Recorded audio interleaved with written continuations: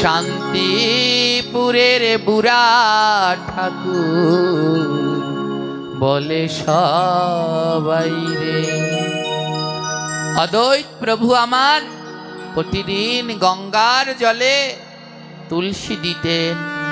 গৌর এসো বলে প্রতিদিন গঙ্গার জলে তুলসী দিতেন। আর সেই তুলসী দিতে দিতে সেই গোলকের হরি গৌর হরি হয়ে ধরা দিলেন।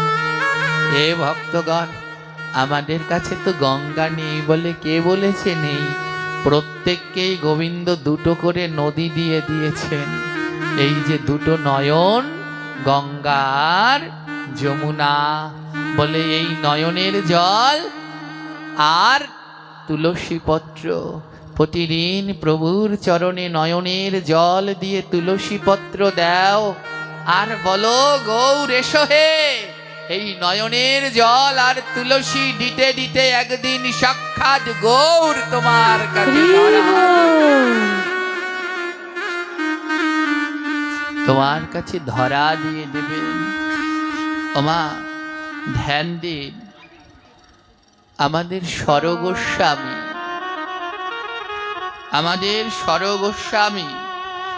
এই স্বরগোস্বামী এনারা বৃন্দাবনের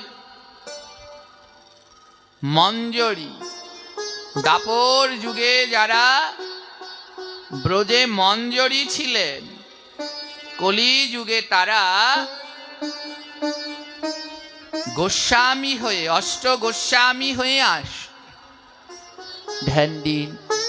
যেমন দাপর যুগে যারা অষ্ট সখী ছিলেন, ললিতা সখী, কলি যুগে তিনি স্বরূপ দামোদর নাম ধারণ করে অবতীর্ণ হলেন। যিনি বিশাখা সখী, তিনি রায় রামানন্দ নাম ধারণ করে অবতীর্ণ হলেন। যিনি চিত্রা সখী, তিনি গোবিন্দানন্দ ঠাকুর নাম ধারণ করে অবতীর্ণ হলেন। যিনি ইন্দুলেখা সখী, তিনি বাসুরামানন্দ নাম ধারণ করে অবতীর্ণ হলেন। যিনি চম্পকলতা সখী, তিনি শিবানন্দ সেন নাম ধারণ করে অবতীর্ণ হলেন। যিনি রঙ্গদেবী সখী, তিনি গোবিন্দ ঘোষ নাম ধারণ করে অবতীর্ণ হলেন। আর যিনি তুঙ্গবিদ্যা সখী, তিনি মাধব ঘোষ নামে অবতীর্ণ হলেন। আর যিনি সুদেবী সখী, তিনি বাসুদেব ঘোষ নামে অবতীর্ণ হলেন। এই অষ্ট সখী কলিযুগে হলেন অষ্ট মহন্ত। আর ভগবানের প্রিয় ছিল সখীগণ, কিন্তু অন্তরঙ্গ ছিলেন মঞ্জরীগণ। ভজনের মূল বিষয়বস্তু হলেন মঞ্জরী। তখনই জীবনে পূর্ণতা হবে যেদিন আপনি মঞ্জরী স্বরূপ দীক্ষা লাভ করতে পারবেন। হ্যাঁ, একথা যারা এই পর্যন্ত গেছে তারা বুঝতে পারবে, সবাই বুঝতে পারবে না। শ্রী গুরুকে শ্রী গুরু বলিবে তখন, গুরু মঞ্জরীর ঘরে নিয়া বেচিবে যখন। গুরু অনেক হতে পারে, কিন্তু শ্রী গুরু সবাই হতে পারে না। যিনি তোমায় মঞ্জরী স্বরূপ দীক্ষা দেবেন তাকেই শ্রী গুরু বলা যেতে পারে। সখী কারা আর মঞ্জরী কারা? ধ্যান দিন, যারা রাধারানীর গোবিন্দের নিকটে থাকতেন তারা সখী, প্রকাশ্যে থাকতেন তারা সখী। আর যারা ভগবানের গুপ্তভাবে সেবার আয়োজন করতেন, প্রকাশ্যে আসতেন না, তারা হলেন মঞ্জরী। আমি মাঝে মাঝে বলি, একটা পাঠে বলি, আমি মাঝে মাঝে আমি নবদ্বীপ পরিক্রমায় গেলাম একবারে। তো পরিক্রমা করতে গেলাম, ওই পরিক্রমার সময় সব সাধুরা তো মাঝে মাঝে পরিক্রমা হয় আর এরম কুটিয়া বানিয়ে বিশ্রাম নেয়। তো যখন সবাই ওই বসে এক জায়গায়, যে কোনো এক বক্তা বসে হরিকথা বর্ণন করে, সবাই তা শ্রবণ করে। ওমা, সবাই ওখানে হরিকথায় বসে পড়েন। আমি লক্ষ্য করলাম ওই হরিকথায় বসে কেউ কারো চরণ দুলা নিচ্ছে, কেউ কাউকে আলিঙ্গন করছে, কিন্তু একজন ত্যাগী সাধু তিনি নিভৃতে সেবা দিয়ে যাচ্ছেন। কেউ তাকে দেখতে পেলেন না। এ জগতে যারা প্রকৃত সাধু তারা প্রকাশ্যে আসে না, তারা গোপনে। এর জন্যে বললেন গোপী, গোপীর ভজন গোপনে। ওই পরিক্রমা মার্গের মধ্যে একজন সাধু তিনি কেমন ভাবে সেবা দিচ্ছেন জানেন? সবাই ওখানে বসে ভক্তের চরণ দুলা নিচ্ছেন, আর একজন সাধু এই একটা গেট, সবাই যেমন ঢোকার সময় জুতোগুলো পাদুকাগুলো দরজার সামনে রেখেছেন, একজন সাধু কি করছেন জানেন? ওই জুতোগুলো রেখেছেন না, উনি জুতোগুলো মিলাচ্ছেন। প্রথমে ভাবছিলাম যে উনি ওটা কি করছে, ওনার জুতো খুঁজছে।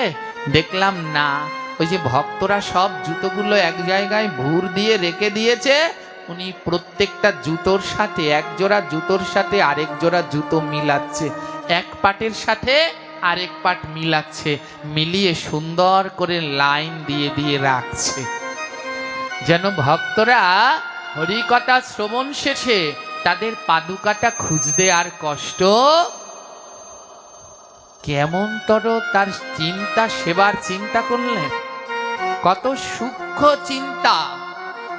সেই প্রত্যেক জোড়া পাদুকা একটা একটা করে উনি আলাদা করছেন। এবং সব থেকে আশ্চর্য কি জানেন? যখনই একটা পাটির সাথে আরেকটা পাটি জুতো পাচ্ছেন, দুটো পাটি জুতো এক করে মাথায় ঠেকাচ্ছেন। ওই প্যান্ডেলের ভিতরে সবাই চরণ ধুলি নিচ্ছে, কিন্তু আসল ধুলা কেউ পেল না, উনি পেলেন।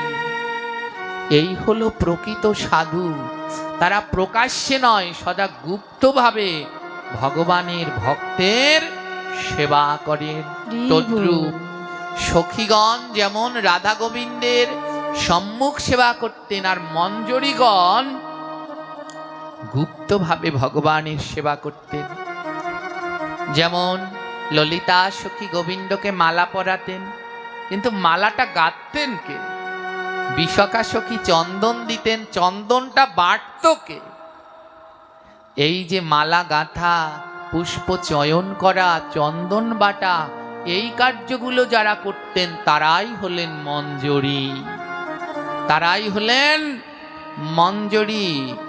যিনি বৃন্দাবনে রূপমঞ্জরী ছিলেন, তিনি কলিযুগে রূপ গোস্বামী নামে অবতীর্ণ হলেন। যিনি লবঙ্গ মঞ্জরী ছিলেন, তিনি সনাতন গোস্বামী নামে অবতীর্ণ হলেন। যিনি রসমঞ্জরী ছিলেন, তিনি রঘুনাথ ভট্ট গোস্বামী নামে অবতীর্ণ হলেন। যিনি বিলাস মঞ্জরী ছিলেন, তিনি শ্রীজীব গোস্বামী নামে অবতীর্ণ হলেন। যিনি গুণমঞ্জরী ছিলেন, তিনি গোপাল ভট্ট গোস্বামী নামে অবতীর্ণ হলেন। যিনি রতিমঞ্জরী ছিলেন, তিনি রঘুনাথ দাস গোস্বামী অবতীর্ণ হলেন। আমরা কীর্তন গাই না, এই ছয় গোসাই সবে ব্রজে কইলা বাস, রাধা কৃষ্ণের নিত্য লীলা করিলা। এর অর্থ বোঝেন কিছু? বোঝেন? এই ছয় মঞ্জরী ব্রজে থাকতেন, রাধা কৃষ্ণের সেই নিত্য লীলা কেউ জানতেন না, এনরা ছয় জনেই জানতেন গুপ্ত। এই ছয়জন জগতে প্রকাশ করলেন সেই রাধা কৃষ্ণের লীলা, না হলে আমরা কেউ জানতে পারতাম না। এই ছয় মঞ্জরী কলিযুগে অবতীর্ণ হলো সর গোস্বামী নামে। তাই বললেন, এই ছয় গোসাইর নাম যেই জনা লয়, হ্যাঁ, সর্ববিঘ্ন তার নাশ হয়ে যায়। যত বাধা বিঘ্ন আছে, এই ছয় গোসাইর নাম স্মরণ করলে পরে সমস্ত বাধা বিঘ্ন দূর হয়ে যায়। জয় নিতাই মা। এই ছয় গোসাইয়ের ভিতরে যিনি বৃন্দাবনে রূপমঞ্জরী ছিলেন, তিনি কলিযুগে অবতীর্ণ হলেন রূপ গোস্বামী নাম। যিনি রূপমঞ্জরি,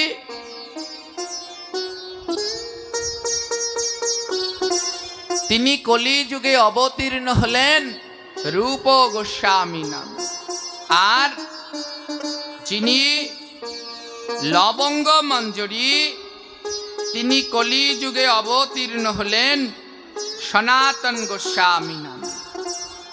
আদ্যকার ভগবানকে এই যে আমরা বললাম দুপোটা নয়নের জল আর তুলসী দিলে গোবিন্দকেও কিনে নিজের কাছে রেখে দেয়া যায়, তারই সাক্ষাৎ প্রমাণ আমাদের স্বরগোস্বামীর অন্যতম ছিল সনাতন গোস্বামী। সনাতন গোস্বামী পুরীতে দোল যাত্রা দর্শন করলেন, আর মহাপ্রভু তাকে আদেশ করলেন, যাও সনাতন, তুমি ব্রজে ফিরে যাও। আর ব্রজে ফিরে গিয়ে যেই গুপ্ত তীর্থ, লুপ্ত তীর্থগুলো তা উদ্ধার করো এবং স্মৃতিশাস্ত্র গ্রন্থগুলো আবার পুনরায় প্রচার করো। ওমাই স্বরগোস্বামীকে আদেশ করলেন মহাপ্রভু, যাও, এখন আপনারা বৃন্দাবনে ব্রজে গিয়ে শ্যামকুণ্ড, রাধাকুণ্ড দর্শন করবেন। আজ থেকে 500 বছর পূর্বে এই তীর্থগুলো বিলুপ্ত হয়ে গিয়েছিল। ওই শ্যামকুণ্ড, রাধাকুণ্ড ধান খেতে পরিণত হয়েছিল। আর এগুলো যারা পুনরায় সংস্কার করেছেন তারাই হলেন সেই গোস্বামীগণ। মহাপ্রভু আদেশ করলেন, যাও, তুমি বৃন্দাবনে ফিরে যাও। বৃন্দাবনে গিয়ে, কারণ তুমি তো জানো তুমি সেই ব্রজের লবঙ্গ মঞ্জরি, আর কলিযুগে অবতীর্ণ হলে সনাতন গোস্বামী হয়ে যাও। তুমি তো জানো কোন জায়গায় আমি রয়েছি। তুমি যাও, আমার সেই তীর্থ, লুপ্ত তীর্থগুলোকে আবার প্রকাশ করো, আমার সেই গুপ্ত বিগ্রহগুলোকে আবার তুমি জাগ্রত করো। সনাতন গোস্বামীর আনন্দ আর ধরে না। ওমা, এ জগতে যে কোনো ধাম বাস করতে হলে আগেই ধামে যেতে নেই। ধামে যাওয়ার আগে এই দেহটাকে আগে উপযুক্ত করে যেতে হয়। এই দেহ যদি উপযুক্ত না হওয়ার আগেই কোনো ধামে যান, এই কলিযুগে 64 প্রকার অপরাধ। কয় প্রকার অপরাধ? জোরে বলেন। হরে কৃষ্ণ মহামন্ত্র জপ করলে 60 প্রকার অপরাধ ক্ষমা হবে। কয় প্রকার অপরাধ ক্ষমা হবে? বাকি থাকবে কয় প্রকার? ভগবান বললেন এই 4 প্রকারের অপরাধের ক্ষমা নেই।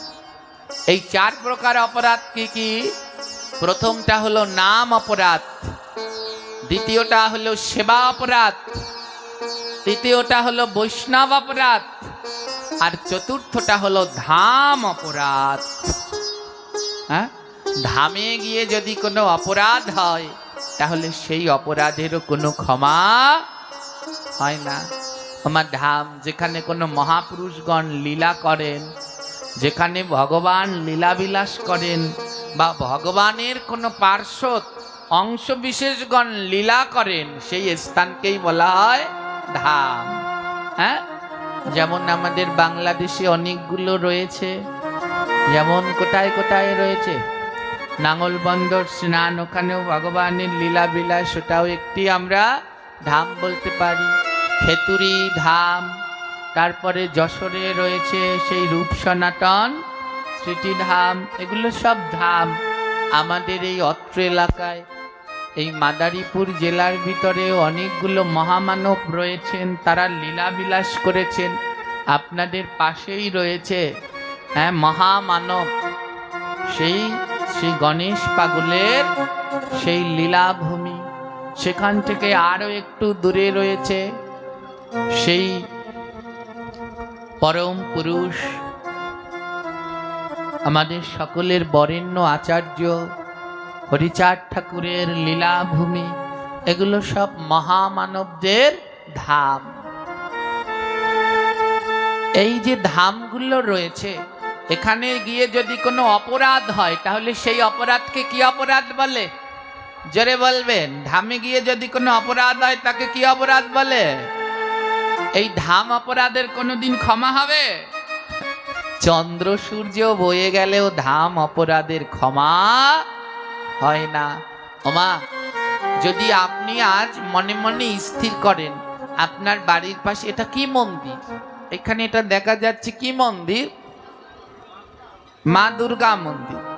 আজ আপনি মন স্থির করলেন কালকে সকালে আমি মা দুর্গার কাছে মন্দিরে গিয়ে একটু পুজো দেব, ফুল জল আমার যা সামর্থ্য আছে তাই দিয়ে আমি মা দুর্গাকে একটু পুজো দেব। আমা, আপনি কি সকালবেলা ঘুম থেকে উঠে এক গাদা খেয়ে দিয়ে মা দুর্গার পুজো দিতে যাবেন? হ্যাঁ, মাছ টাছ খেয়ে ডিম দিয়ে পেঁয়াজ দিয়ে নাস্তা টাস্তা খেয়ে তারপরে যাবেন কি?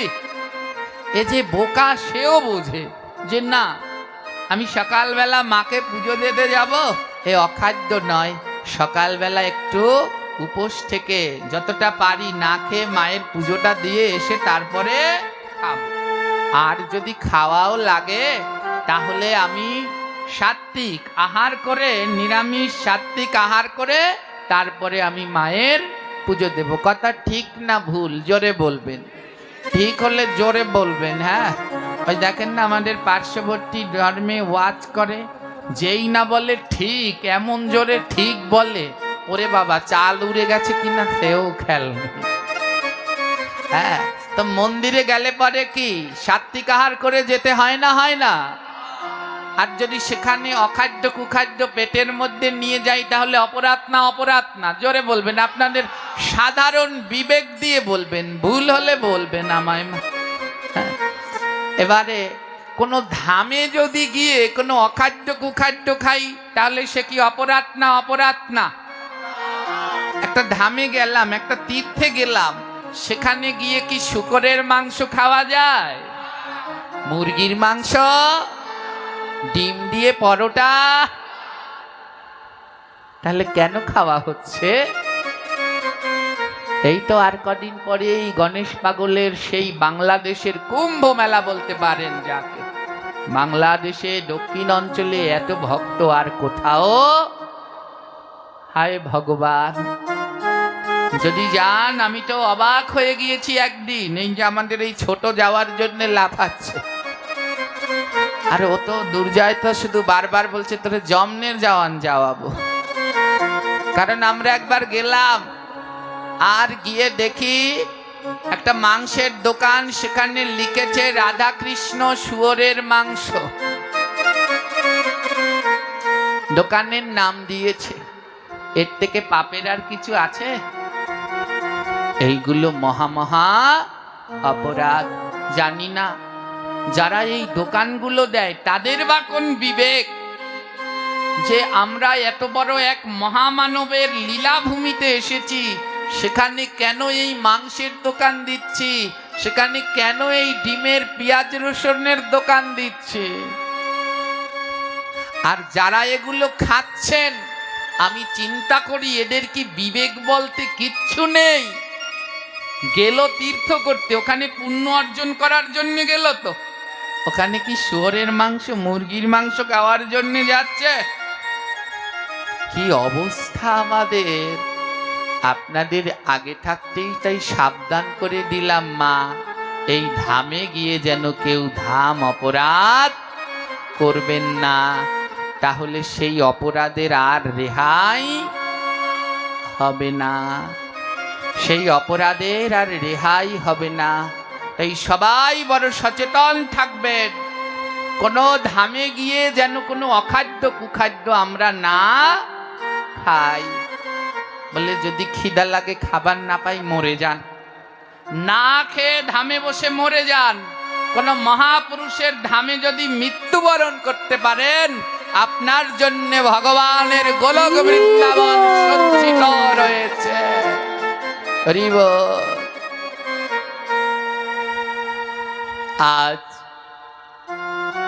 মহাপ্রভু সনাতন গোস্বামীকে বললেন, সনাতন তুমি বৃন্দাবনে যাও। সনাতন গোস্বামীর হলো বড় আনন্দ, আমার মতো মহাপাপী বৃন্দাবনে বাস হবে। ওমা, ব্রজে বাস এক জন্মের সৌভাগ্যে হয় না, জন্ম জন্মান্তরের সৌভাগ্যের ফলে ব্রজে বাস হয়। টাকা থাকলেই আপনি একবার বৃন্দাবনে যেতে পারবেন, কিন্তু বৃন্দাবনে যাওয়ার আগে আপনার দেহটা যেন প্রস্তুত থাকে। বৃন্দাবনে যাওয়ার আগে আপনার দেহটা যেন প্রস্তুত থাকে। ওই বৃন্দাবনে গিয়ে যদি কোনো অপরাধ করেন, তাহলে সেই অপরাধের আর ক্ষমা নেই। এক সিদ্ধ বাবা নবদ্বীপে বাস করতেন। সেই বাবাজির এক শিষ্য, তিনি গেলেন বৃন্দাবনে ধাম দর্শন করতে। ভক্ত ছিলেন কিন্তু, আর যখন ধাম দর্শন করতে গেলেন, বৃন্দাবনে গেলেন, গিয়ে দেখে বৃন্দাবনের ময়লাগুলো, ড্রেনের ময়লাগুলো রাস্তার উপরে উঠিয়ে রেখেছে। সঙ্গে সঙ্গে ওনার মনের মধ্যে বিক্রিয়া দেখা দিল। ওই ভক্ত বলে ফেললো, এটা নাকি বৃন্দাবন, এর থেকে আমাদের এলাকা অনেক ভালো। এমন রাস্তার মধ্যে মধ্যে ময়লা রেখে দিয়েছে, এটা বৃন্দাবন নাকি? ধামের দোষ দেখে ফেললো, হয়ে গেল ধাম অপরাধ। ফিরে এলেন বাড়িতে। রাত্রিবেলা আর ঘুমাতে পারে না, কোনো ঘুম হয় না। অজানা এক যন্ত্রণা তাকে দিন দিন দংশন করছে। তার কোনো শান্তি নেই, আহার নেই, বিহার নেই, কিচ্ছু নেই। ছুটে গেলেন গুরুদেবের কাছে। গুরুদেব, আমার মনের ভিতরে কোনো শান্তি নেই, আমি রাতে ঘুমাতে পারছি না, আমার কিচ্ছু ভালো লাগছে না, আমার কেন এমন হচ্ছে? গুরুদেব শুদ্ধ মহাত্মা তো, চোখ বন্ধ করেই দেখলেন যে ওর ধাম অপরাধ হয়েছে। ও বলল, বাবা ব্রজে গিয়েছিলি? হ্যাঁ। আর ব্রজে গিয়ে ওই বৃন্দাবনের ময়লাকে কি বলেছিলি? বলে, বাবা ওর থেকে আমাদের এলাকা অনেক ভালো, আমাদের এলাকা পরিষ্কার। ওই বৃন্দাবনের রাস্তার মধ্যে মধ্যে ময়লা ফেলে রেখেছে। গুরুদেব বললেন, ওরে মূর্খ, বৃন্দাবনের একটা কীট পতঙ্গ হতে হলেও তাকে লক্ষ জন্ম ভজন করতে হয়। বৃন্দাবনে একটা কীট পতঙ্গ হতে হলেও তাকে লক্ষ অনন্ত জন্ম ভজন করে ব্রজের একটা কীট হওয়া যায়। বৃন্দাবনের ময়লা হতে গেলেও তাকে কোটি জন্ম তপস্যা করলে বৃন্দাবনের ময়লা হওয়া যায়। গুরুদেব বললেন, তুই বৃন্দাবনের ময়লা বললি, ওগুলো ময়লা নয়, ওরা ব্রজবাসী, ওরা ব্রজের মধ্যে বাস করছে। যা, সেই ময়লার কাছে গিয়ে ক্ষমা চা। ক্ষমা সেই শিষ্য বুঝতে পারলেন, এবং যখন গিয়ে বৃন্দাবনের সেই ময়লার কাছে ক্ষমা চাইছেন। হ্যাঁ, এ জগতে ময়লা তো ওটা নয়, ময়লা তো আর রাস্তাঘাটে নয়, ময়লা তো রয়েছে আমার মনের মধ্যে। ময়লা তো অন্য কোথাও নেই, ময়লা রয়েছে আমার মনের মধ্যে। আর যখন মনের ময়লা দূর করা যায়, তখনই ভগবানকে লাভ করা যায়। রূপ গোস্বামী সনাতন গোস্বামীকে মহাপ্রভু বললেন, বৃন্দাবনে যাও। সনাতন গোস্বামীর আনন্দ আর ধরছে না, মনের ভিতরে জেগে উঠল, এখনো সেই বৃন্দাবনে বাঁশি বাজে রে। ওমা, আজও বৃন্দাবনে বাঁশি বাজে, আর সেই বাঁশির সুরে আজও ময়ূরগুলো নৃত্য করে। এখনো সেই বৃন্দাবনে বাঁশি বাজে রে, এখনো সেই বৃন্দাবনে বাজে রে এখনো সেই বৃন্দাবনে বাঁশি বাজে রে এখনো সেই বৃন্দাবনে বাঁশি বাজে রে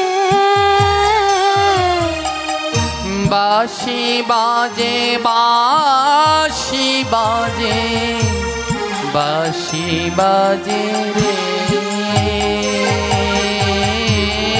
বাঁশি বাজে বাঁশি বাজে বাঁশি বাজে রে এখনো সেই বৃন্দাবনে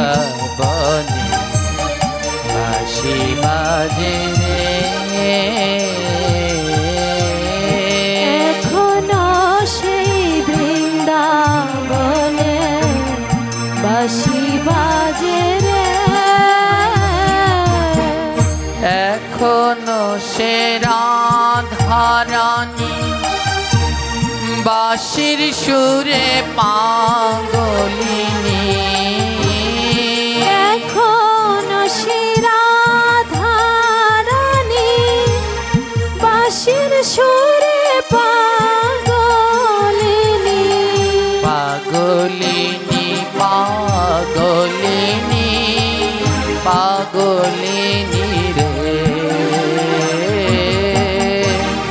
পাগলিনী পাগলিনী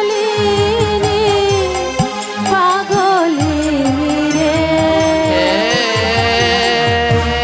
এখনো সে রাধারানী বাঁশির সুরে পাগলিনী এখনো সেই রাধারানী বাঁশির সুরে পাগলিনী অষ্ট সখী শিরোমণি অষ্ট সখীর শিরোমণি নব সাজে রে এখনো সেই বৃন্দাবনে বাঁশি বাজে রে এখনো সেই বৃন্দাবনে বাঁশি বাজে রে এখনো সেই ধেনুগুলি গোচারণে ছড়াই ধুলি এখনো সেই ধেনুগুলি রাধে চরণে ছড়ায় ধুলি এখনো সেই ধেনুগুলি ধেনুগুলি ধেনুগুলি এখনো সে ধেনুগুলি এখনো সেই ধেনুগুলি ধেনুগুলি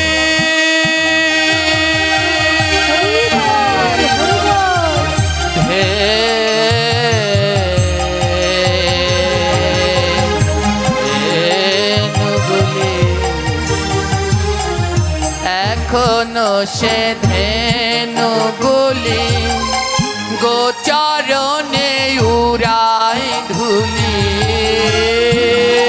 এখনো সেই ধেনুগুলি গোচরণে উড়ায় ধুলি আজও বৃন্দাবনে ভগবানের সেই নবলক্ষ ধেনুরা যায় আর যখন তারা একসাথে যায় তাদের পদ আঘাতে তাদের খুঁড়ে বৃন্দাবনের চরণ ধুলিকণাগুলি বাতাসে উঠছে বলে কেন বলে ওই গোমাতারা কৃপা করে উড়িয়ে দিচ্ছেন যেন আমাদের মতো পাপীদের অঙ্গে লাগে ও এখনো সেই ধেনুগুলি গোচারণে উড়াই ধুলি এখনো সেই ধেনু রাধে গোচরণে উড়ায় ধুলি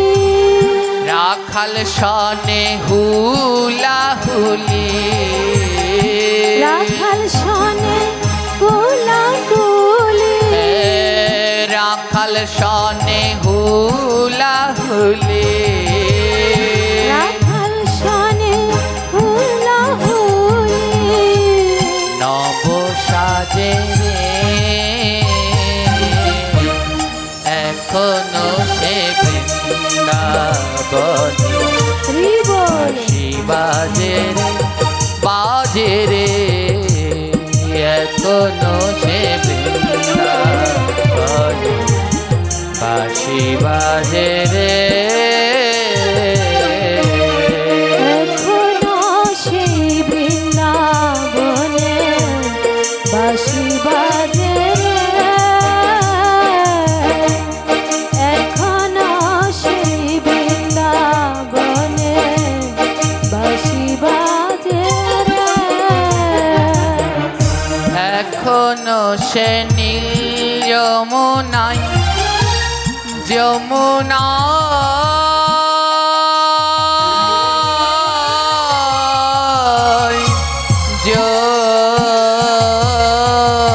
যমুনায় যমুনায় যমুনায় এখনো সে নীল যমুনায় জলা নিতে যাইল না এখনো সেই নীল যমুনায় জ্বালানিতে যায় লালনা। আর কদম তলে সেই ছলনা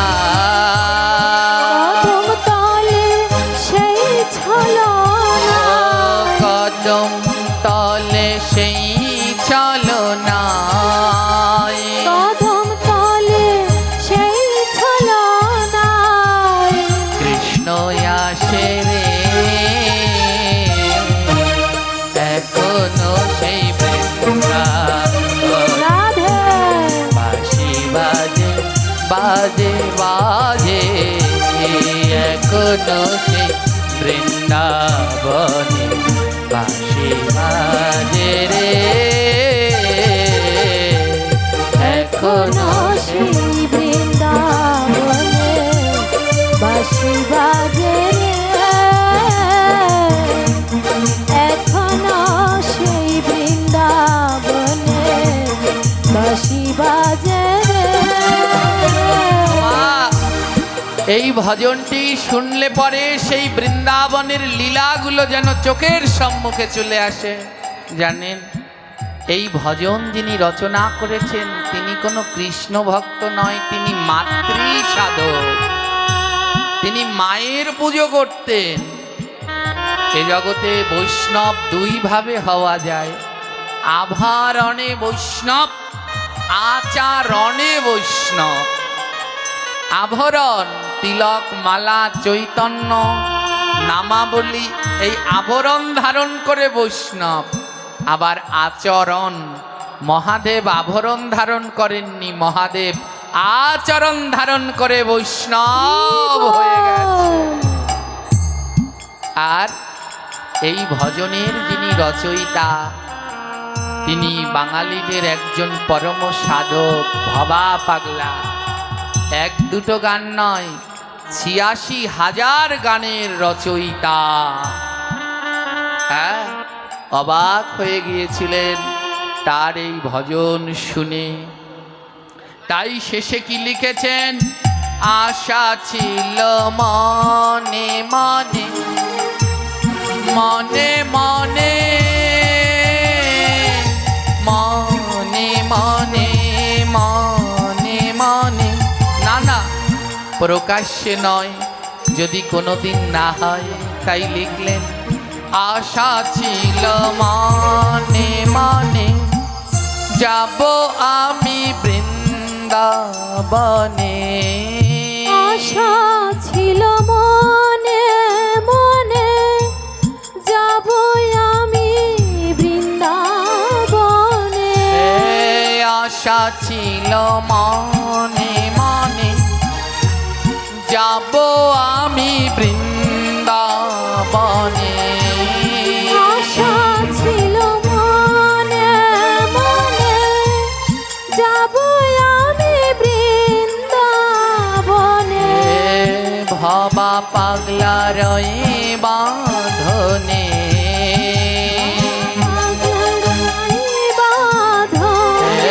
ভবা পাগলা রয়ে বাঁধনে,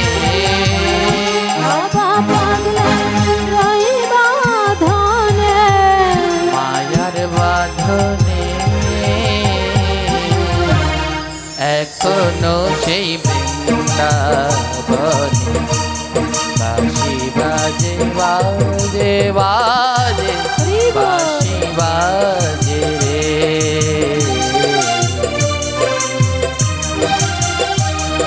এখনো সেই বৃন্দাবনে বাঁশি বাজে রে।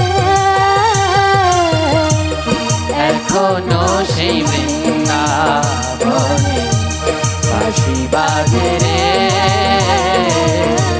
এখনো সেই বৃন্দাবনে বাঁশি বাজে রে। এখনো সেই বৃন্দাবনে বাঁশি বাজে রে। বাজে রে।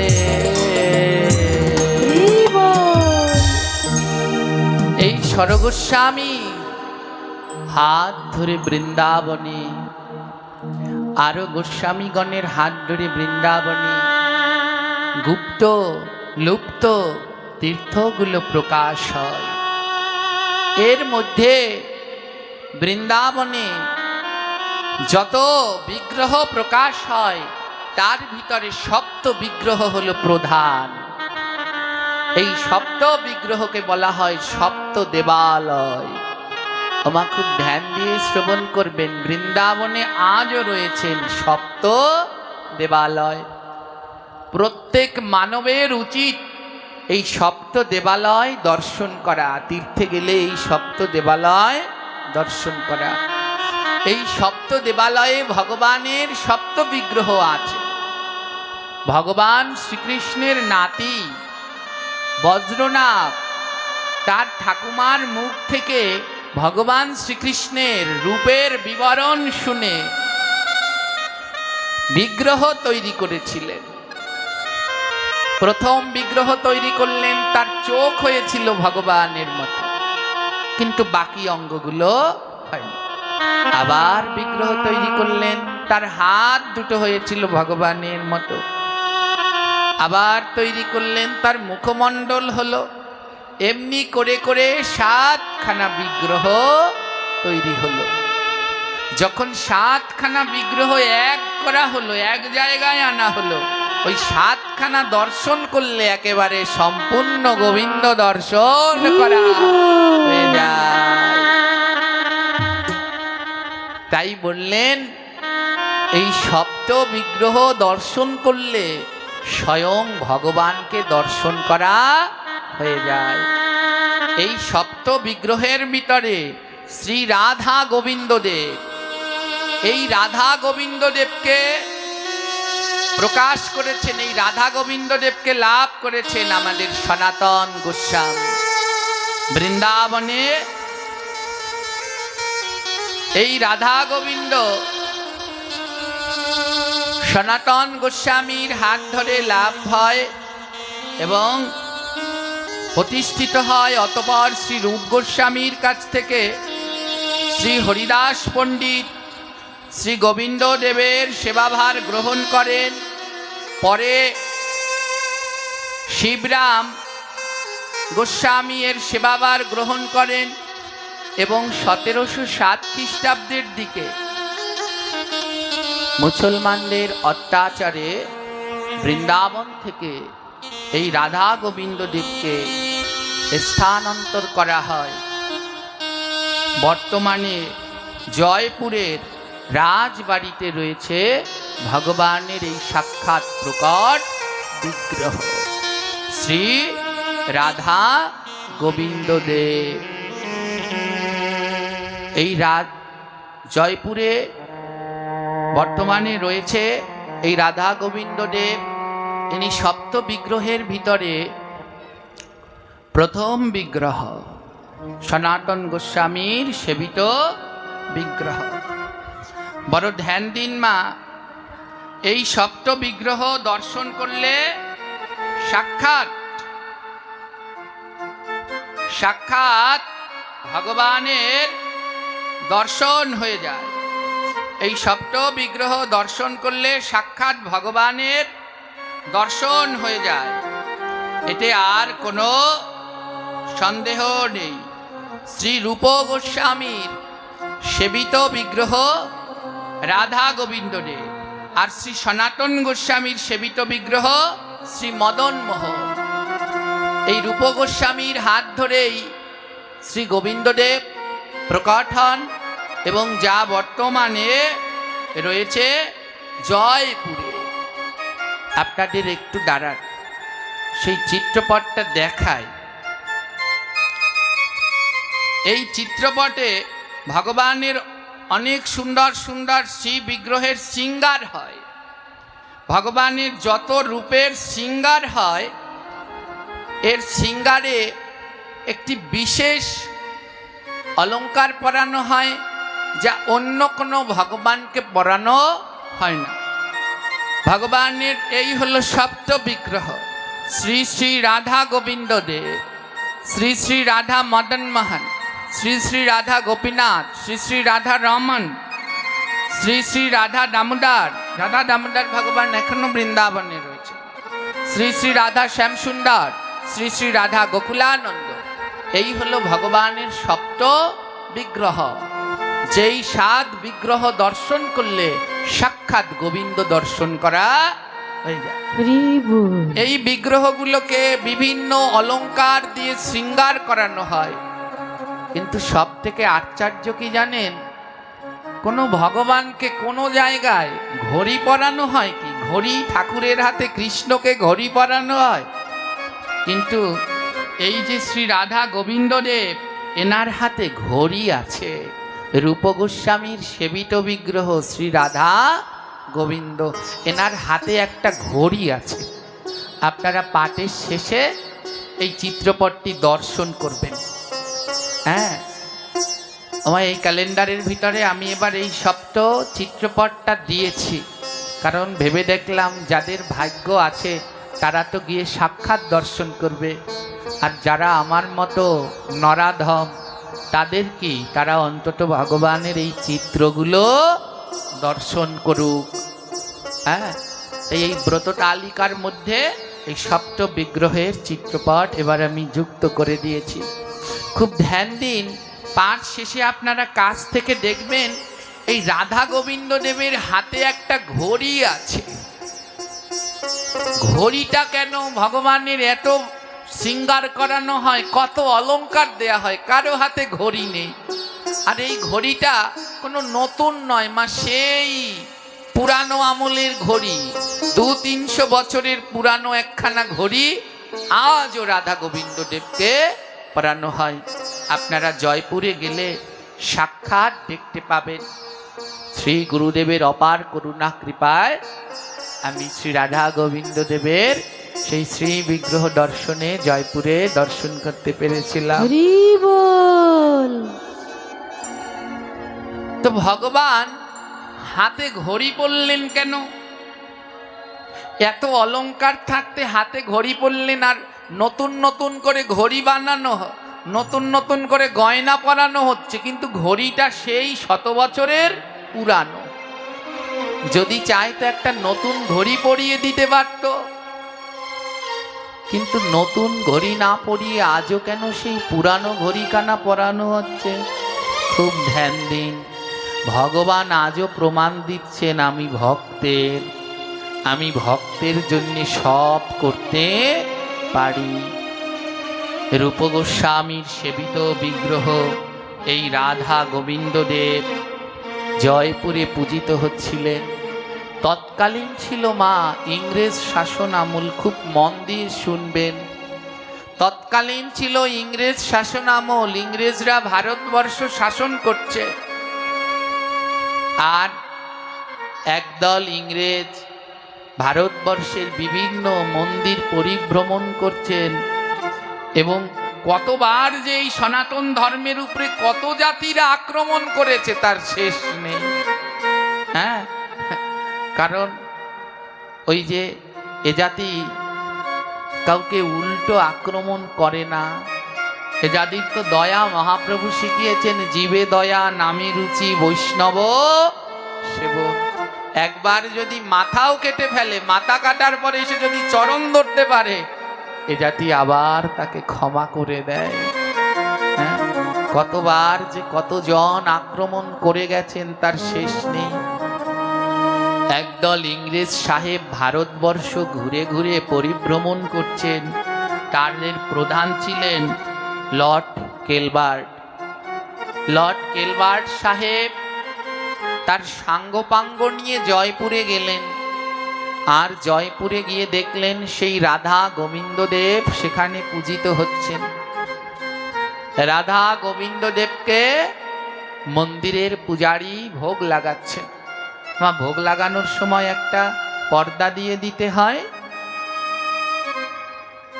সাহেব গিয়ে বলল, পর্দা খোলো, আমি দেখবো এর পিছনে কি আছে। পূজারী বলছে, সাহেব গোবিন্দের যে ভোগ লেগেছে। ভোগ লেগেছে মানে? তোমাদেরও পাথরের ঠাকুর খায়? মন্দিরের পূজারী বলেছে, কে বলেছে খায় না? আমাদের পাথরের ঠাকুর অবশ্যই খায়। যদি কেউ দেওয়ার মতো তাকে দিতে পারে, তাহলে আজও আমার গোবিন্দ তা গ্রহণ করে। জগতে কেউ যদি ডাকার মতো করে ডাকতে পারে, আজও ভগবান আসেন। কেউ যদি ভগবানকে দেওয়ার মতো করে দিতে পারে, আজও ভগবান গ্রহণ করেন।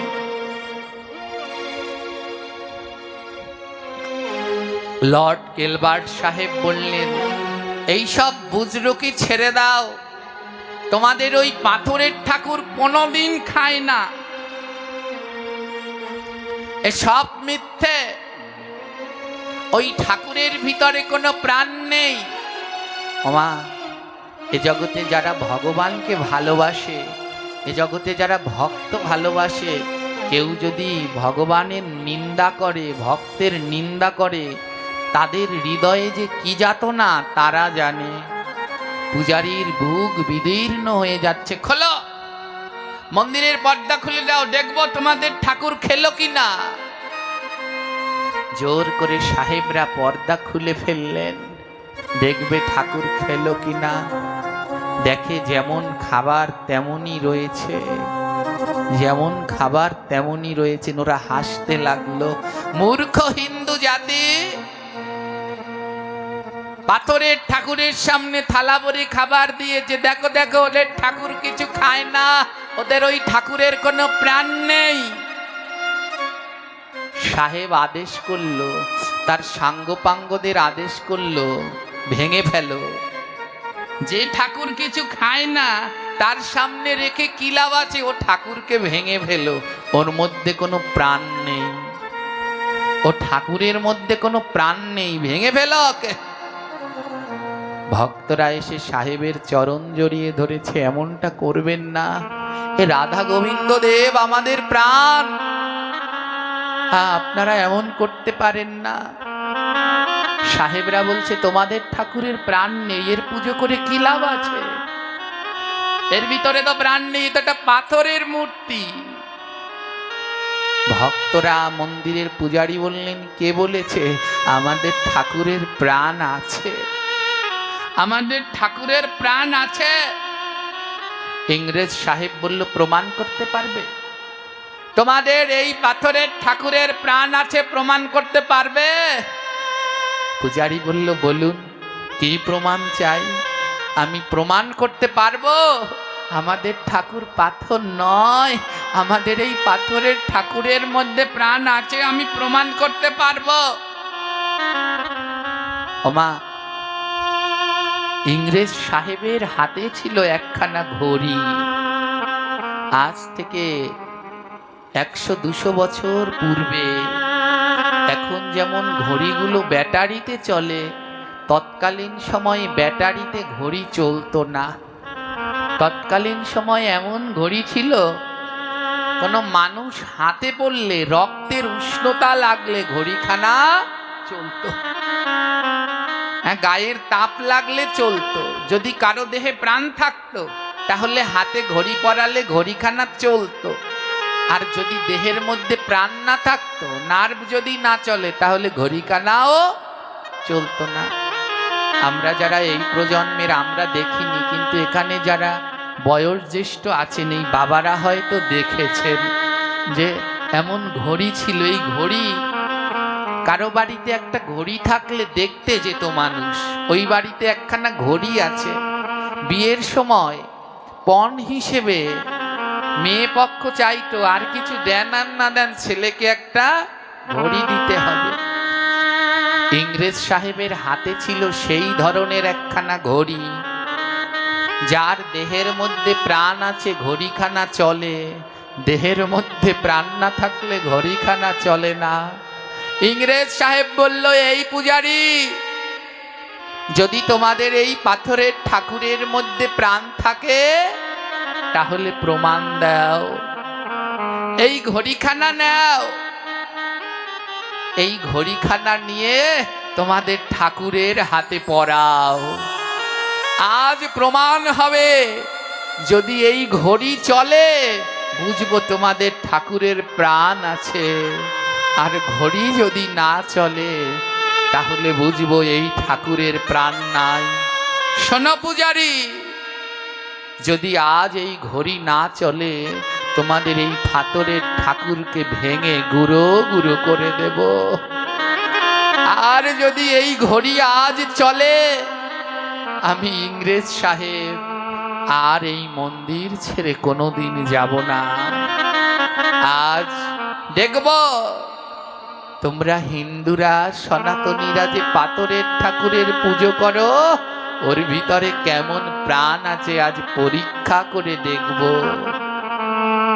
ইংরেজ সাহেব হাত থেকে ঘড়িখানা খুলে পূজারীর হাতে দিলেন, নাও পরাও, তোমাদের ঠাকুরের হাতে ঘড়ি পরাও। কিন্তু শুনে নাও পূজারী, যদি আজ ঘড়ি না চলে এই ঠাকুরকে আর রাখবো না। আজ ভেঙে সবার সামনে এই ঠাকুর গুঁড়ো গুঁড়ো করে দেব। যেই ঠাকুরের প্রাণ নাই তার পুজো করার দরকার নেই। পূজারী হাতে ঘড়িখানা নিয়ে দুই নয়নে জল গোবিন্দের কাছে গিয়ে বলছে, গোবিন্দ, বড় মুখ করে বলেছি তুমি পাথরের ঠাকুর নও, তোমার ভিতরেই, এই পাথরের ঠাকুরের ভিতরেই আমার গোবিন্দ বাস করে। ও প্রভু, আজ প্রমাণ করে দিও তুমি পাথরের ঠাকুর নও, পাথরের ঠাকুর নও। দুটি নয়নে জল আর ভগবানকে ডাকছে, এসো প্রভু, আজ এসে প্রমাণ করো তুমি পাথরের ঠাকুর নও। বদন ভরে ভগবানকে ডাকছে, হরে কৃষ্ণ হরে কৃষ্ণ কৃষ্ণ কৃষ্ণ হরে হরে হরে রাম হরে রাম রাম রাম হরে হরে হরে কৃষ্ণ কৃষ্ণ, সবাই মিলে উচ্চ স্বরে কৃষ্ণ কৃষ্ণ হরে হরে হরে রাম রাম রাম রাম হরে হরে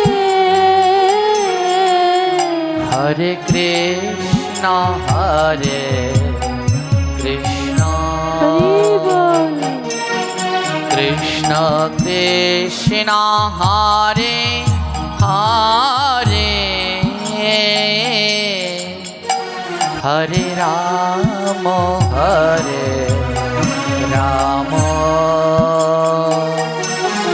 রাম রাম হরে হরে হরে কৃষ্ণ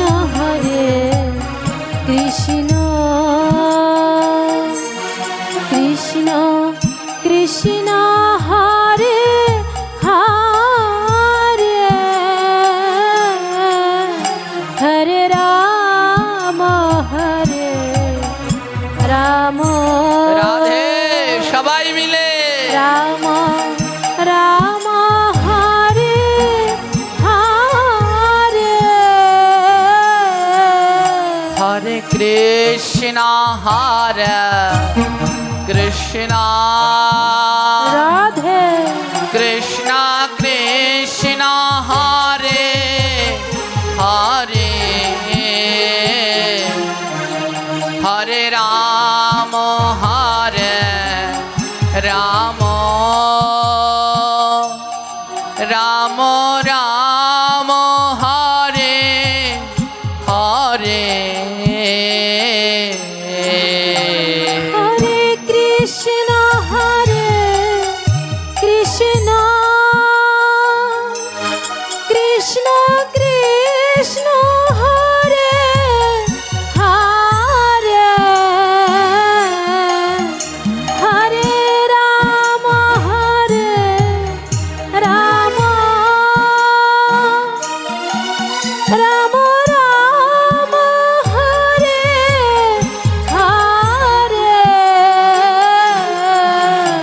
প্রজারীর দুই নয়নে জল ঝরছে। সাহেবের দেয়া সেই ঘড়িটি নিয়ে শ্রী গোবিন্দ দেবের হাতে পড়ালো। আজ ঘড়ি যদি না চলে, ইংরেজ সাহেবরা বিগ্রহ ভেঙে ফেলবেন। পূজারী বদন ভরে ভগবানকে ডাকছে। ভক্তরা জিজ্ঞেস করছেন, ও পূজারী ঠাকুর, তুমি অমন করে নাম করছো কেন? পূজারী বলল, ভক্তগণ, এ জগতে গোবিন্দকে কেউ যদি নামাতে পারে তাহলে তার নাম হলো নাম। নামে নামি নামে। তোমরা কেউ বদন বন্ধ করে রেখো না, সবাই মিলে ডাকো, আজ যেন আমার প্রাণ গোবিন্দ নেমে আসে। কৃষ্ণ কৃষ্ণ হরে হরে রাধে রাধে হরে রাম রাম রাম রাম হরে হরে হরে কৃষ্ণ হরে কৃষ্ণ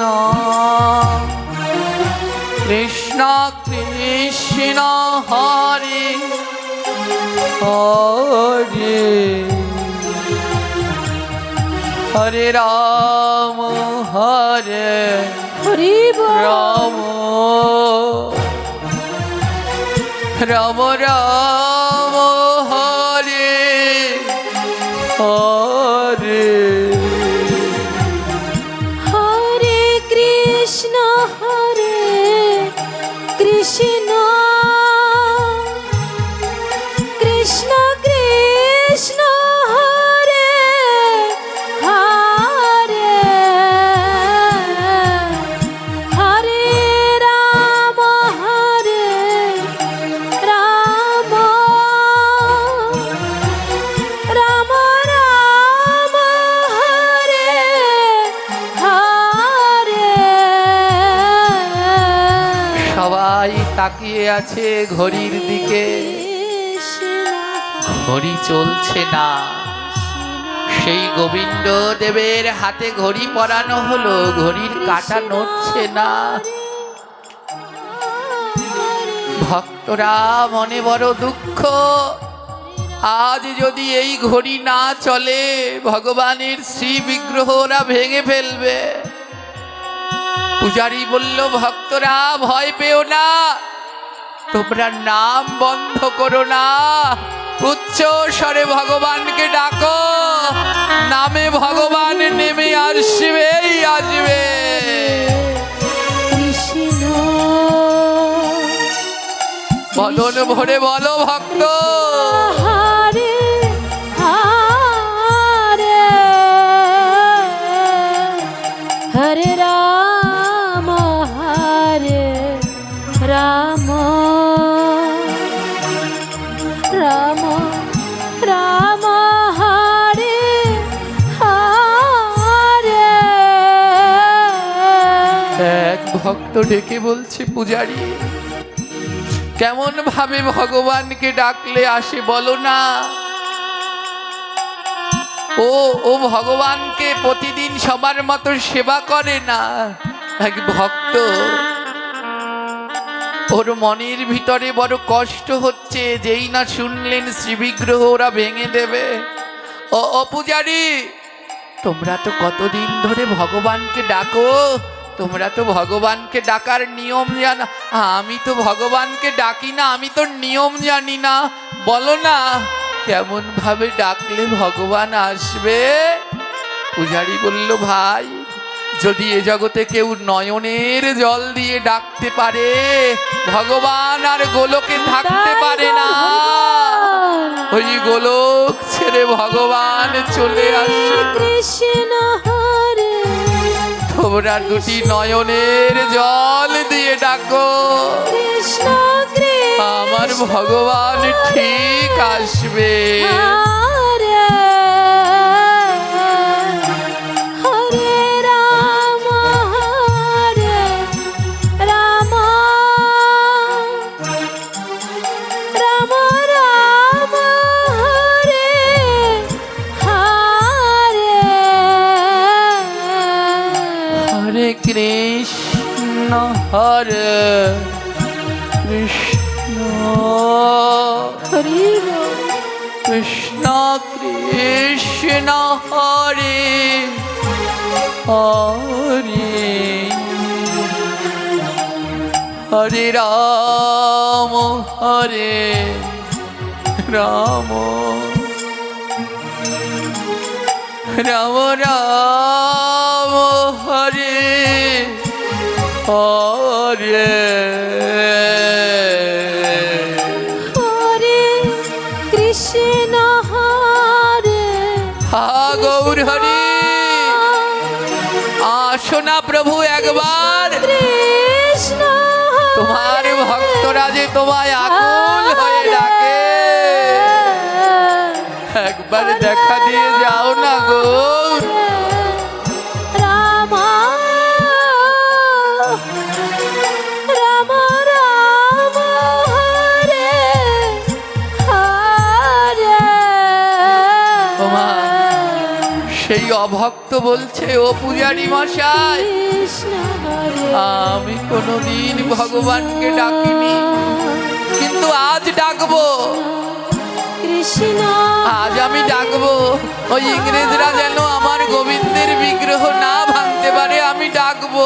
হরে রাম সেই অভক্ত তিনিও ভগবানকে ডাকতে লাগলেন। রাম রাম হরে হরে। পূজারি ঠাকুর, তুমি বললে নয়নের জল দিয়ে ডাকলে ভগবান আসবে। আমি বুঝতে পেরেছি এখানে যারা আছে সবার নয়নে জল আছে, তাই তো নয়ন জলে ডাকছে, কিন্তু ভগবান কেন আসছে না জানো? কারণ আমার মতো পাপী, আমার নয়নে জল নেই, তাই বোধহয় ভগবান আসছে না। বলতে পারো এ জগতে কৃষ্ণ নাম করলে কখন নয়নে জল আসে? এক পাশে দাঁড়িয়ে মহাজন বললেন, এ জগতে সবার নয়নে কৃষ্ণ নামে জল ঝরে না, সবার নয়নে কৃষ্ণ নামে জল ঝরে না গো। যে বদনে নাম করে আর দুই বাহু দিয়ে ভক্তকে বুকের মাঝে জড়িয়ে ধরে পরশ করে, কৃষ্ণ নামে তার নয়নে জল ঝরে। হরে কৃষ্ণ হরে কৃষ্ণ কৃষ্ণ কৃষ্ণ হরে হরে হরে রাম নিতাই গৌর হরি বল। রাম রাম হরে হরে হরে কৃষ্ণ হা গৌর হরি কৃষ্ণ কৃষ্ণ হরে হরে হরে রাম রাম রাম রাম হরে হরে হরে কৃষ্ণ হরে কৃষ্ণ কৃষ্ণ কৃষ্ণ হরে হরে হরে রাম হরি বল। রাম রাম হরে হরে হরে কৃষ্ণ হরে আসো না প্রভু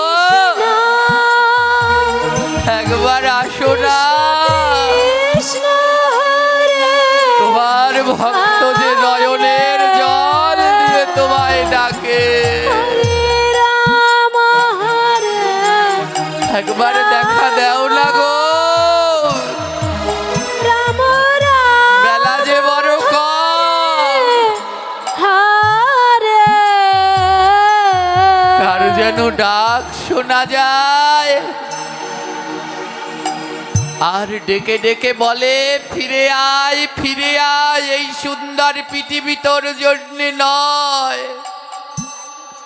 তাই যাওয়ার আগে একটিবার দর্শন দাও না ভগবান হরে কৃষ্ণ হরে কৃষ্ণ কৃষ্ণ হরে হরে হরে রাম রাম রাম রাম হরে হরে হরে কৃষ্ণ হরে কৃষ্ণ কৃষ্ণ কৃষ্ণ হরে হরে হরে রাম রাম রাম রাম হরে হরে ওরে আই না ভক্ত পরস্পরী ওরে আয় না ভক্ত পরস্পরী আমার নয়ন আছে হরি বল ছড়ে না বাড়ি আমার নয়ন আছে ভক্ত ঝরে আমি মহা পাপী গো ভগবান আমায় দুটি নয়ন দিয়েছে ওরে আয় না কিন্তু সেই নয়নে কৃষ্ণ নামে জল ঝরে না পরস্পরী আমার বুকের মাঝে অনেক জ্বালা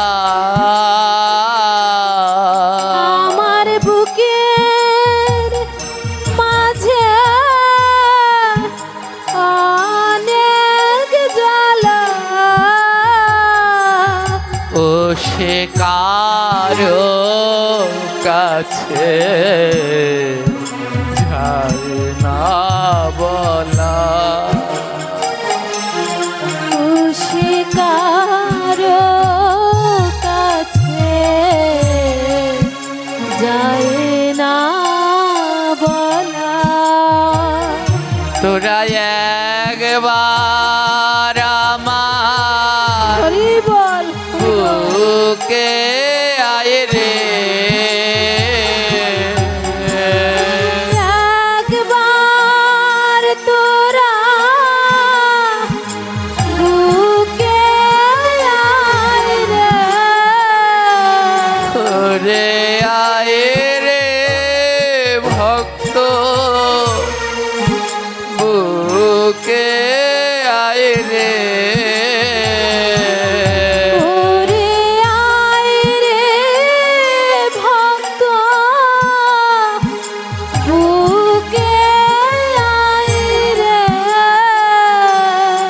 আমার তাপে তঙ্গ শীতল করি, আমার পাপি তঙ্গ শীতল করি। বল হরে কৃষ্ণ হরে কৃষ্ণ কৃষ্ণ কৃষ্ণ হরে হরে হরে রাম হরে রাম রাম রাম হরে হরে হরে কৃষ্ণ হরে কৃষ্ণ রাধে রাধে উচ্চ স্বরে সবাই বলো, কৃষ্ণ এমন মানব জন্ম আর হবে না। হরে হরে বেলা থাকতে থাকতে বলো জি, রাম হরে রাম রাম রাম হরে হরে। ওমা গোবিন্দ মন্দিরে যত ভক্ত ছিল সবাই দুই নয়নের জলে ভগবানকে ডাকছে। আজ ঘড়ি যদি না চলে ওরা ভগবানের শ্রী বিগ্রহ ভেঙে দেবে। আর এক সময় ডাকতে ডাকতে ক্লান্ত হয়ে সবাই বসে পড়েছে। ভগবান আসে কখন? যখন ভক্ত নয়ন জলে ভাসে। ও নয়নের জল ঝরলে তুমি আসো, কতটা নয়নের জল ঝরলে আসো। ভগবান বললেন কাঁদিতে কাঁদিতে যেদিন ধুলো হবে কাদা, সেই না কাদায় নন্দের বেটা জন্মে জন্মে বাধা। হরি বল কান্না করতে করতে যেদিন নয়নের জলে তোমার চরণের ধুলা কাদা হবে, সেদিন ভগবান আসবে। দুফোঁটা নয়নের জলে নয় গো। তাই এ জগতে যারা ভক্ত তারা বড় দুঃখী, তাদের বড় দুঃখ, দারিদ্র, শোক, যন্ত্রণা। কেন? বলে কৃষ্ণ কৃষ্ণ বলে দুই বাহু তুলে কাঁদো। অজিত, তুমি না কাঁদলে যে আমি আসবো না। কৃষ্ণ হরে কৃষ্ণ কৃষ্ণ কৃষ্ণ হরে হরে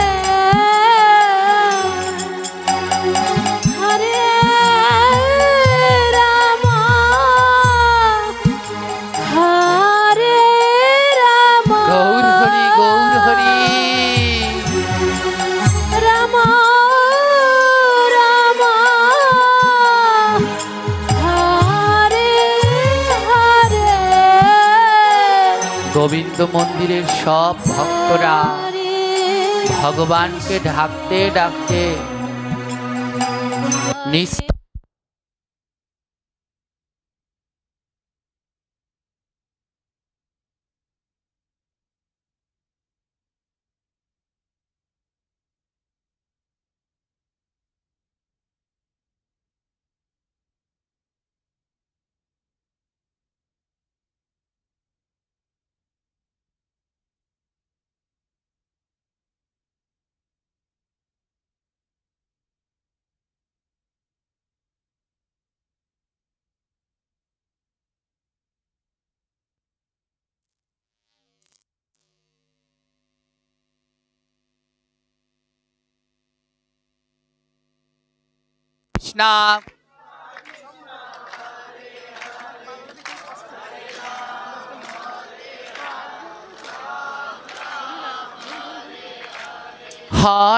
কৃষ্ণ হরে কৃষ্ণ কৃষ্ণ কৃষ্ণ হরে হরে হরে রাম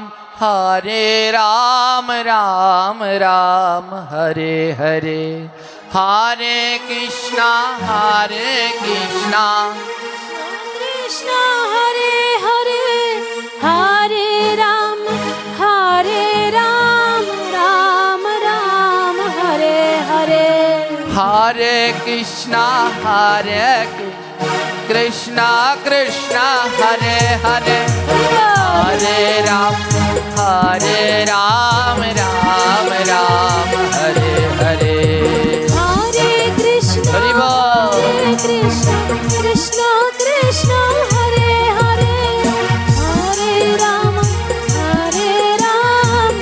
রাম রাম হরে হরে মা ওই ভক্তরা যখন ক্লান্ত হয়ে বসে পড়েছে, এতবার ডাকলো কিন্তু ঘড়ি চলছে না। সবাই যখন নিস্তব্ধ হয়ে বসে পড়েছে, কোনো শব্দ নেই, হঠাৎ টিক টিক টিক এমনি করে শব্দ আসছে। নিস্তব্ধ, তার মধ্যে এমন টিক টিক টিক টিক করে শব্দ হচ্ছে। আর যখন এমন টিক টিক করে শব্দ হচ্ছে, সবাই মিলে গোবিন্দ দেবের দিকে তাকালেন। ইংরেজ সাহেবরাও থমকে গিয়ে গোবিন্দ দেবের দিকে তাকালেন। আর যখন সবাই তাকালেন, অপলক দৃষ্টিতে দেখলো ভগবানের হাতে সেই ঘড়ি চলতে শুরু করে দিয়েছে। হরি বল।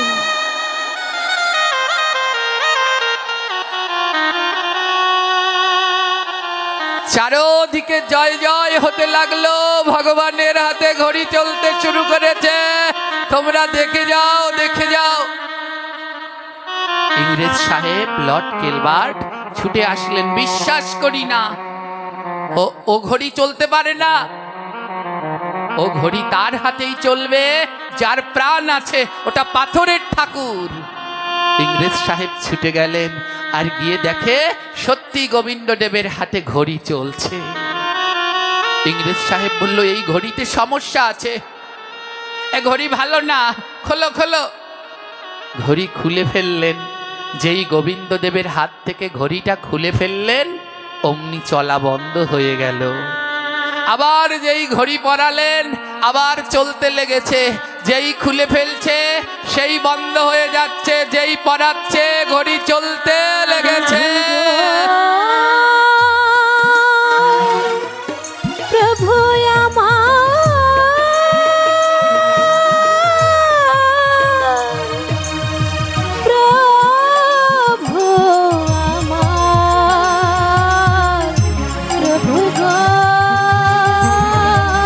হরি বল হরি বল। ইংরেজ সাহেব অবাক হয়ে গেলেন, কি ঘড়ি তো নষ্ট হয়নি, তার মানে এ পাথরের ঠাকুর নয়, এর মধ্যে ভগবান বিরাজ করছে। ইংরেজ সাহেবের সাথে তার যারা সহচারী এসেছিলেন সবাই মাথা নুইয়ে দিয়েছেন। সবাই বলছেন, সাহেব চলো আমরা ফিরে যাই। ইংরেজ সাহেব লর্ড কিলবার্ট বললেন, আমার আর ফেরা হবে না, তোমরা ফিরে যাও, আমার আর ফেরা হবে না। আমি বুঝতে পেরে গেছি এ জগতে কে ভগবান, এ জগতে কৃষ্ণ ছাড়া আর দ্বিতীয় কোনো ভগবান নেই। ইংরেজ সাহেব বললেন, আর আমার যাওয়া হবে না। আজ থেকে যতদিন বাঁচব আমি অপরাধ করে ফেলেছি, বৈষ্ণব অপরাধ। তাই আজ থেকে যতদিন আমি বাঁচব এই গোবিন্দ মন্দিরেই থাকব। মন্দিরের পূজারীকে বলছে, ও পূজারী, মন্দিরের ঝাড়ু কোথায়, মন্দির মোছার ন্যাকড়া কোথায়? কেন সাহেব? আজ থেকে যতদিন বাঁচব আমি মন্দির ঝাড়ু দেব আর এই মন্দির মুছব। সেই দিন থেকে ইংরেজ সাহেব ওই গোবিন্দ মন্দির মুছতে লাগলেন আর সমস্ত মন্দিরের আঙিনা ঝাড় দেয়। সারা যৌবন কাটিয়ে বৃদ্ধ দশায় এসেছে ইংরেজ সাহেব। এখন আর তার আগের মতো দেহখানা নেই। এখন দেহটা জীর্ণ শীর্ণ হয়ে গেছে, বৃদ্ধ হয়ে গেছে। এখন আর হাঁটতে পারে না, তাও লাঠিতে ভর দিয়ে দিয়ে সেই গোবিন্দ মন্দির ঝাড় দেয় আর প্রতিদিন মন্দিরের ফ্লোর মুছতে থাকে। বিশ্বাস একদিন গোবিন্দদেব তার কাছে আসবেন। বয়স যখন নুয়ে গেলেন, উঠতে পারছে না, চোখে আর ভালো দেখতে পায় না মা। মন্দিরে যত ভক্ত আছে সবাইকে জড়িয়ে ধরে পরশ করে, যত ভক্ত আছে সবার চরণ ধুলি গ্রহণ করে। হঠাৎ একদিন ওই মন্দিরে ভক্তদের পরশ করছেন, যত ভক্ত আছে সবাইকে বুকে জড়িয়ে ধরে। আর সবাই সাহেবের ভক্তি দেখে অবাক যে এক ইংরেজ সাহেব সমস্ত কিছু ত্যাগ করে মন্দির ঝাড় দিচ্ছে। যত ভক্তরা আসে তারাও সাহেবকে জড়িয়ে ধরে। প্রতিদিনের মতো আজও সাহেব ভক্ত সঙ্গ করছে। যখন সাহেব এক কৃষ্ণ ভক্তকে জড়িয়ে ধরলেন, এক ভক্তকে জড়িয়ে ধরলেন, হঠাৎ দেখলেন অঙ্গটা শীতল হয়ে গেছে। ওমা, বারবার বলি, যাও ভক্তের কাছে যাও, গিয়ে জড়িয়ে ধরো, ভক্তের পরশ করো, কারণ ভক্তের পরশ করতে করতে একদিন গোবিন্দ পাওয়া যায়। হরি বল। নারদকে কথা দিয়েছিলেন, নহম বসামি বৈকুণ্ঠে যোগিনম হৃদয়ে নচ মদ্ভক্ত যত্র গায়ন্তি তত্র তিষ্ঠাপি নারদা। নারদ, আমি বৈকুণ্ঠে থাকি না, যোগীর হৃদয়ে থাকি না। যেখানে আমার ভক্তরা আমার গুণগান গায় আমি সেখানে থাকি। ওমা, আজ আপনারা এখানে ভগবানের গুণগান গাইছেন, তাই ভগবান এসেছেন। বলে কোথায়? কোনো না কোনো রূপ ধরে ভগবান এখানে বসে রয়েছেন। আজ সেবারও ভাগ্যবান যার পাশে আমার গোবিন্দ বসেছে। হরি বল। তাই বলে ভক্তের পরশ করতে থাকো। ওই ভক্তের পরশ করতে করতে যেদিন ভগবানের পরশ লেগে যাবে সেদিন তোমার এ জীবন পূর্ণ। ওই সাহেব প্রতিদিন ভক্তদের পরশ করে। আজ ভক্তের পরশ করতে করতে হঠাৎ তার অনুভব হলো তার অঙ্গটা কেমন শীতল হয়ে গেছে। এ কি, এতদিন ধরে আমি ভক্ত পরশ করি, আমার অঙ্গখানা তো এমন শীতল হয় না। এ কার স্পর্শ লাগলো? এ কার স্পর্শ লাগলো? পূর্ণিমার চাঁদ আকাশে, আবছা আবছা আলো। সাহেব তাকিয়েছেন, সেই চাঁদের আলোতে সাহেব দর্শন করছেন, যাকে বুকে জড়িয়ে ধরেছে সে আর অন্য কেউ নয়, অনাদিরাদি পরমেশ্বর ভগবান শ্রীকৃষ্ণ। মায়েরা উলুধ্বনি দেন। জয় জয় গোবিন্দ জয় গিরিধারে, জয় জয় গোবিন্দ জয় গিরিধারী। শ্যাম সুন্দর অতি মনহারি, শ্যাম সুন্দর মনোহারী। জয় জয় গোবিন্দ জয় গিরিধারে, জয় জয় গোবিন্দ জয় গিরিধারী। শ্যাম সুন্দর অতি মনহারি, শ্যাম সুন্দর অতি মনোহারী। রাধার নায়ক সুন্দর শ্যাম, রাধার নায়ক সুন্দর শ্যাম। তুমি কৃষ্ণ তুমি প্রভু শ্রীরাম। কৃষ্ণ তুমি প্রভু শ্রীরাম। এ আমি কি দেখছি, এই যে আমার গোবিন্দ, আর ভক্ত আনন্দে মেতে উঠেছে।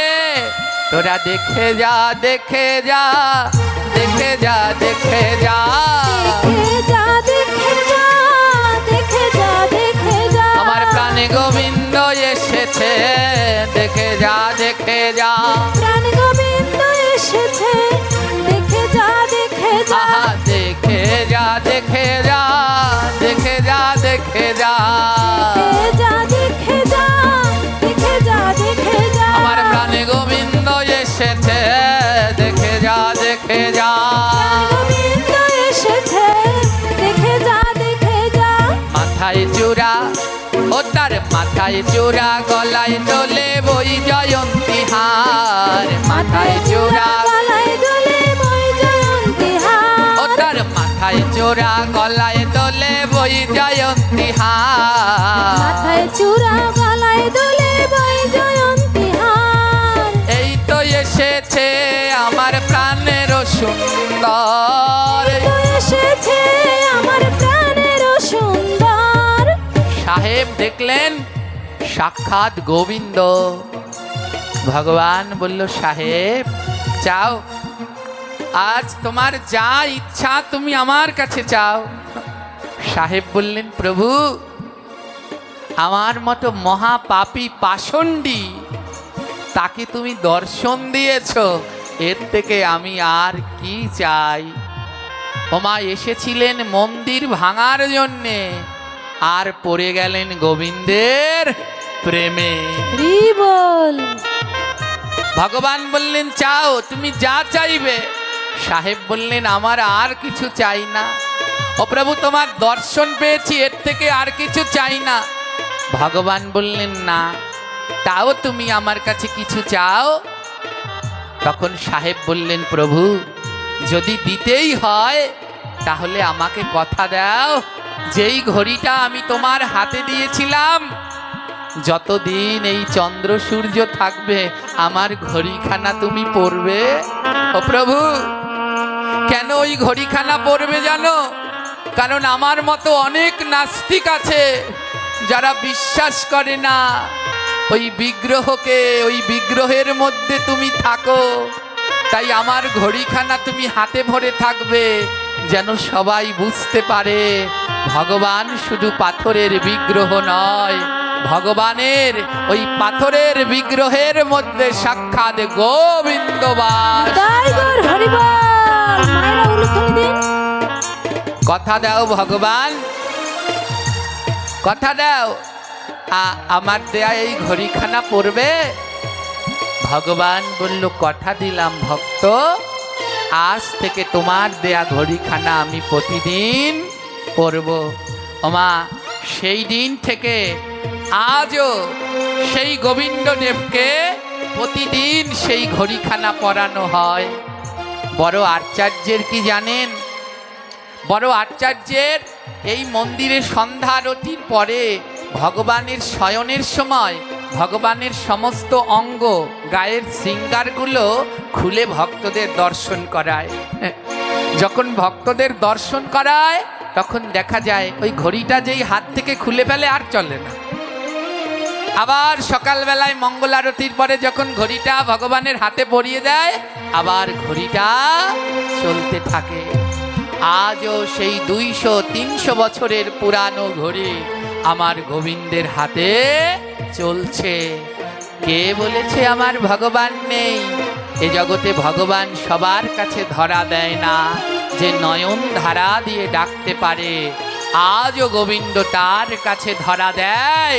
তার প্রমাণ জয়পুরে শ্রী রাধা গোবিন্দ ভগবান।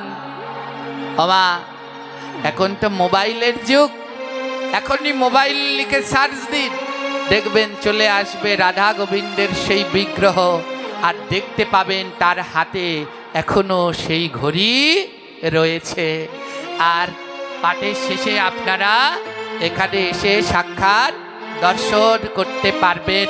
ভগবানের শ্রী হস্তে এখনো নিয়ম করে সেই ঘড়িখানা পরানো হয়। এই হলো ভগবানের সপ্ত বিগ্রহ, আর তার প্রথম বিগ্রহ হলো রাধা গোবিন্দ দেব। এই সপ্ত বিগ্রহ দর্শনের পরে দর্শন করলেই মানব জীবনে সাক্ষাৎ গোবিন্দ দর্শন করা হয়। কারো যদি এই ব্রত তালিকা লাগে আপনারা নিবেন, ওখানে রয়েছে, কারো লাগলে আপনারা নিবেন। বৃন্দাবনে শ্রী রাধা মুরারি মোহন সেবাকুঞ্জ থেকে প্রকাশিত নির্ভুল ব্রত তালিকা। আমরা একাদশী করতে গেলে পরে বিভিন্ন বিপদে পড়ি, আজ একাদশী করব না কাল একাদশী করব। এর সমাধান অনেক আগেই দেয়া হয়েছে। বৃন্দাবনে রাধাকুণ্ড থেকে প্রকাশিত হয় রঘুনাথ গাদ্দি। সেই গাদ্দির নিয়ম অনুসারে ব্রত পালন করলে কোনো ধরনের ভুল হয় না। সেই রঘুনাথ গাদ্দির সূক্ষ্ম সময় বিবেচনা করে বাংলাদেশ থেকে প্রকাশিত হয় এই ব্রত তালিকা। যাদের যাদের দরকার 4 পাতার এই ব্রত তালিকার ভিতরে সমস্ত ব্রত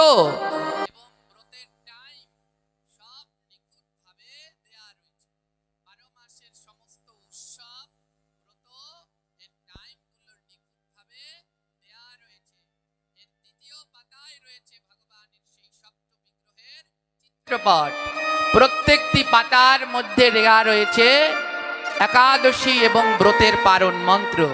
কোন তিথিতে কি কি খাবেন না সেগুলো লেখা রয়েছে।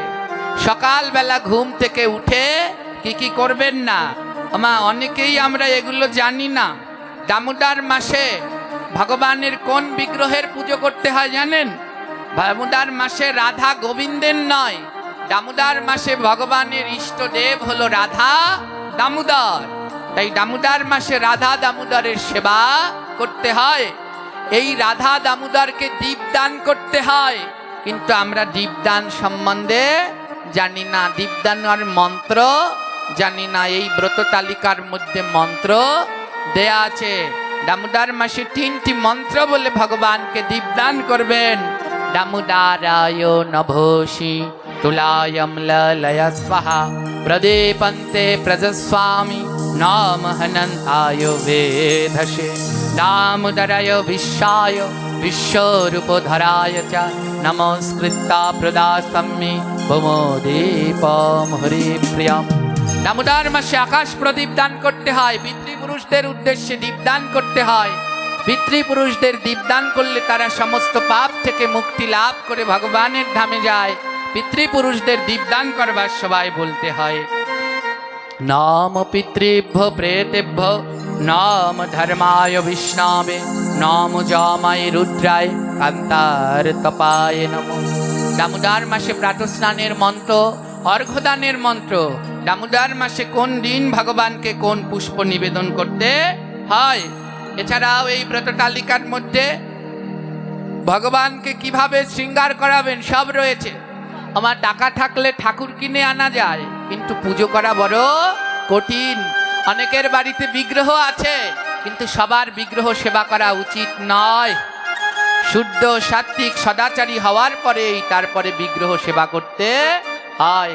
যাদের বাড়ি বিগ্রহ আছে, ইচ্ছে মতো ভগবানের সেবা দিচ্ছেন, অপরাধ হয়। ভগবানকে পোশাক পরানোর নিয়ম আছে। সব দিন মন গড়া পোশাক পরানো যায় না। হ্যাঁ, এই ব্রত তালিকার মধ্যে লিখে দিয়েছি কোন দিন ভগবানকে কি পোশাক পরাবেন। রবিবার এবং একাদশীর দিন ভগবানকে লাল রঙের বস্ত্র পরাবেন।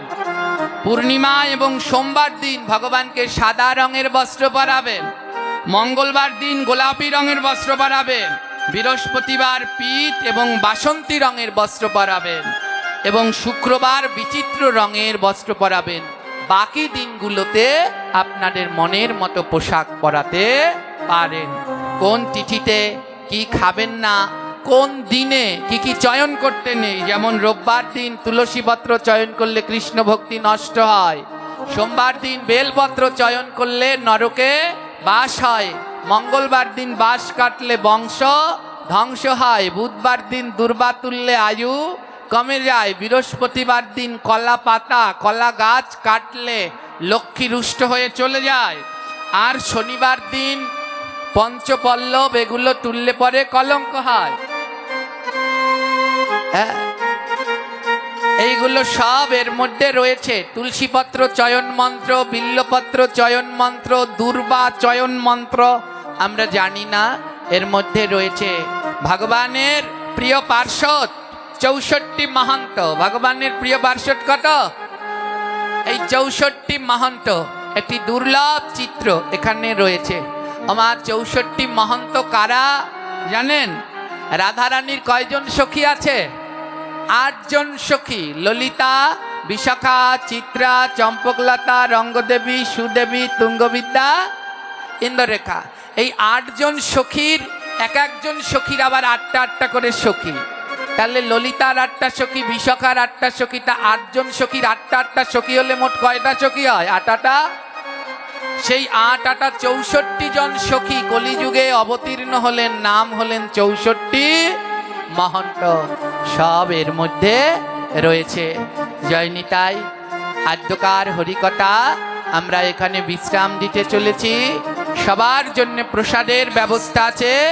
কেউ প্রসাদ না নিয়ে যাবেন না। সবাই একসাথে হুমড়ি খেয়ে পড়বেন না। অনেক ব্রত তালিকা আছে, যাদের যাদের লাগে আপনারা নির্ভুলভাবে এই ব্রত তালিকা নিয়ে একাদশী ব্রত পালন করতে পারেন। 4 পাতা 1 পাতা সব ধরনের পাওয়া যায়, কোনো তাড়াহুড়ো নেই। ধীরে ধীরে গ্রহণ করুন। সবাই ভালো থাকুন। কালকেও আমাদের এখানে হরিকথা রয়েছে, তাই যদি থাকে লেখা কালকে হবে দেখা। সেই পর্যন্ত